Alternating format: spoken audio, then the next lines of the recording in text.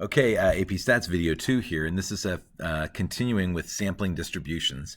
And you see how in the I've responded to the question about the penny project. Remember we've got sample size of 1, the population, sample size of 5. It's a small sample size, and then sample size of 25. And what I noticed when I looked at the distributions is that the centers, like a quick look at it, the centers seem pretty similar. It's pretty hard to tell what the center is of the population one, of the n equals 1, because it's so skewed. So it's really hard. Like, where is the center of this thing? That's always very hard on a skewed distribution. But for the other two, they seem pretty similar. And then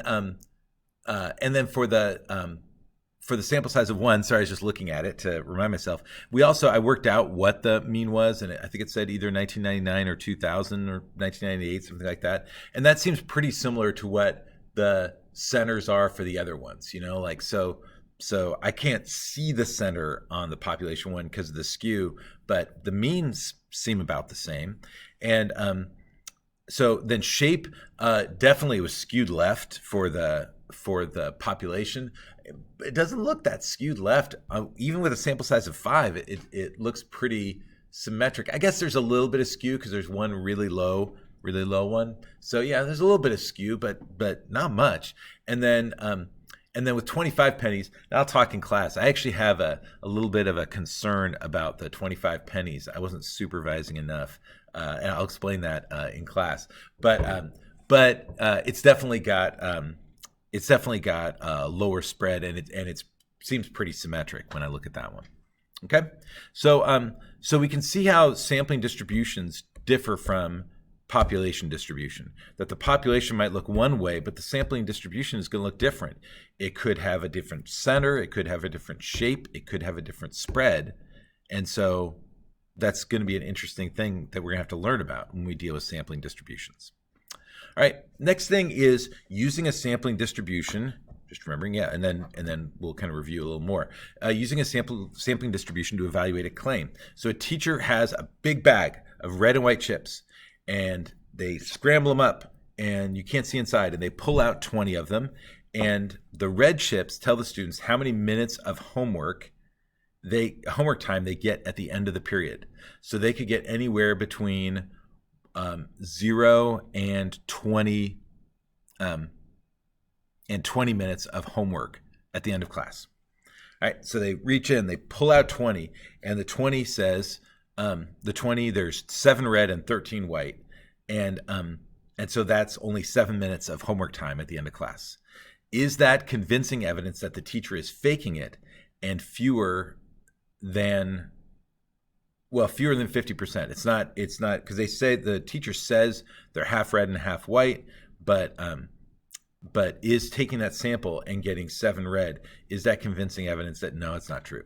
So what's the evidence that the teacher is faking it? Well, I could say, well, the proportion we got, and so remember when we're talking about a proportion for a sample, we're talking about p hat. That's the symbol we use for the sample proportion. So now we're not talking about means, we're talking about proportions. And we're going to be going back and forth between those two for a while. So the sample proportion, I guess it's only one proportion. There we go. The sample proportion is p hat, which is 7 out of 20, which is 35%. Right? But according to the teacher, the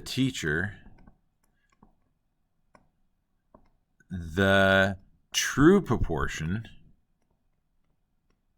which is p equals 0.5. So the teacher says it's 50% red, but when they did a sample, they only got 35% red. That's the evidence. The question is that good evidence or not? And just a note here again. So we've got, I'll put it to the side. We've got mu and we've got x bar. That's for a mean, and that's for the population and for a sample. Mu is the parameter, and X bar is the statistic, the symbol used. And you have to use the right symbol. This is the thing. But for proportions, we use different symbols. So if we're saying the percentage of something or the proportion of something, then we use different ones. For the population, well, I'll say for the sample, we use p hat. Right? And for the population, it's like, okay, so wait a minute. There's this convention that we use our letters for samples, and then we use Greek letters for proportions. The problem is that the symbol we'd use then, the Greek letter that corresponds to our letter P, is the Greek letter pi. And some books use that. The only hard thing about it is that, well, wait, if I do that, then I'm going to say something occasionally like pi equals 0.5. And that confuses students. They're like, wait, hold on a second. Pi, we kind of reserved for one thing. Could we not use pi for something else? Because that's weird. And so as a result, our book and several other books don't use pi. They use p. And it's totally up to the book, but on the AP, they never use pi. So p is for the population, and p hat is for the sample. All right, back to our stuff. What are two explanations for the evidence for the fact that we got 35% when the teacher said for the whole bag it's 50%? Well, one is that it could be that everything is legit and it's just 50%, and we just got a weird sample. P is actually equal to 0.5, but p hat can be equal to 0.35. That's okay. The other explanation is that the teacher's lying, and it's actually the actual p is not 0.5. So it's actually the parameter. The parameter, that's the true proportion, isn't p equals 0.5. It's less.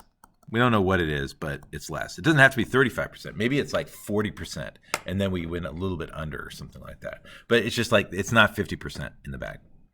So it would take a long time to make a true sampling distribution of the chips, right? Because you have to take every single possible sample of chips. You have to number them 1 to 200, and then make sure you got every single possible sample. Okay, we're not going to do that.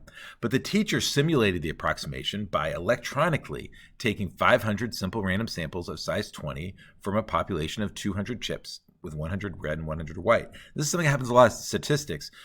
In order to see the general patterns, we have computers do our sampling, and so that way they can do it very quickly and they can report what the results are. So this dot plot to the right shows the distribution of p-hats of the 500 samples. So all these dots that you see here are like going back to our means earlier, like remember our sampling distribution right there? This is an estimation of the sampling distribution. It's not the true sampling distribution, but because it's only 500 simple random samples. But this is showing you the variety of what can happen when you take samples of size 20 from a population of 200 chips. And so first question, there's a little dot at 0.8. What does that mean? What does that dot mean? So that dot is that one time the computer got 80% red. So just to get you an idea of what that is, 80% out of 20 is 16. So on that sample, for that sample, it was 16 red, so p hat was 0.8. That's one, because it's one dot. That's one sample that happened at one time. They managed to get 0.8 as a sample proportion. Like just, in the computer's mind, taking these 200 chips and grabbing 20 of them randomly and looking at the colors, they happen to get 0.8. They happen to get 16 red and 4 white one time. So the question is it surprising to get a p-hat of 7 out of 20, 0.35 or smaller in this situation? So is that weird? So you can kind of look at it. We can say, well, all right, so the computer assumed that 50% was right. So it said, okay, suppose it was 50%, and it made a situation. It made a virtual bag with 100 red, 100 white, and that took 20 of them out. How often did it get 35% or smaller? So let's kind of look. So 30, 40. So that's kind of here. That's all of these. Is it surprising? Well, is it surprising to get 35% or smaller? Well, it's a little low. It's not common to get 35% or smaller.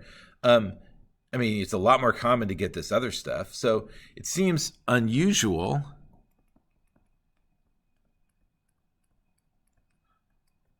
And we don't have a scale here, so it's kind of hard to tell exactly. But those bars show many samples when they got p hat equal to 0.35 or less. So it's not crazy unusual. And based on these answers, is there convincing evidence that the less than half of the chips in the bag are red? Not really. I mean, getting 7 out of 20 doesn't really prove anything. It was kind of a low mark, but it's going to happen, I don't know, maybe 10% of the time or something. I'm guessing how much this is out of all the different things that could happen. How often would this happen? I'm thinking maybe 10%, 15%, something like that. But that's just me guesstimating. I'm not very good at doing that, and you're not expected to be able to do that just by eyeballing. So is there convincing evidence? No. There's some evidence, but it's not convincing evidence. And I kind of said it out loud. I don't want to write it all out. But because it seems like it's about 10% of the time, and that doesn't prove the teacher's lying. It's not going to stand up in court, that's for sure. Okay, and so finally, I just want to reiterate these differences between the population distribution, the distribution of a sample, and the sampling distribution. So this is what was going on. Here were the chips, and then you'd get a bunch of different samples, and each time you'd get a different sample, and you get a certain number of red and a certain number of, it says blue here, but in ours, I think I said white. Yeah, I said white, but no worries. It just makes the bar easier. And then from that, you get the sampling distribution. I took this out of their book, or I can't remember where I got this, because you can see the do not distribute thing. And so you can see how each individual sample is one thing, and the sampling distribution is the collection of all those possible samples. Now, the last part is the popsicle stick one. And so I flipped it, and we did the popsicle stick stuff first. So that was the German tank problem that you missed. If you missed it, you should get the notes from somebody. That'd be a good idea. I'll be handing back the notes next class, because people handed in the note page from it. But what we were creating there when we were doing that, and these are a bunch of different statistics. These are a bunch of different statistics, a bunch of different estimation methods. I cut it down to 3 for time, and this shows you the sampling distributions, or estimates of the sampling distributions for those statistics and maybe some others. And so you can see how sampling distributions can vary. Now, in all these situations, the true mean was 100. And the sampling distributions were very, very different. So sometimes the sampling distributions are well centered, so it's centered nicely, like 100 is the true mean, and it's centered around 100, but 100 is the true is the true value of the parameter, because this isn't means. 100 is the true value, and you can see this one's really well centered. Sometimes it's too high, sometimes it's too low, and it's pretty well centered. That's called are we on it? Yeah. This is called an unbiased estimator.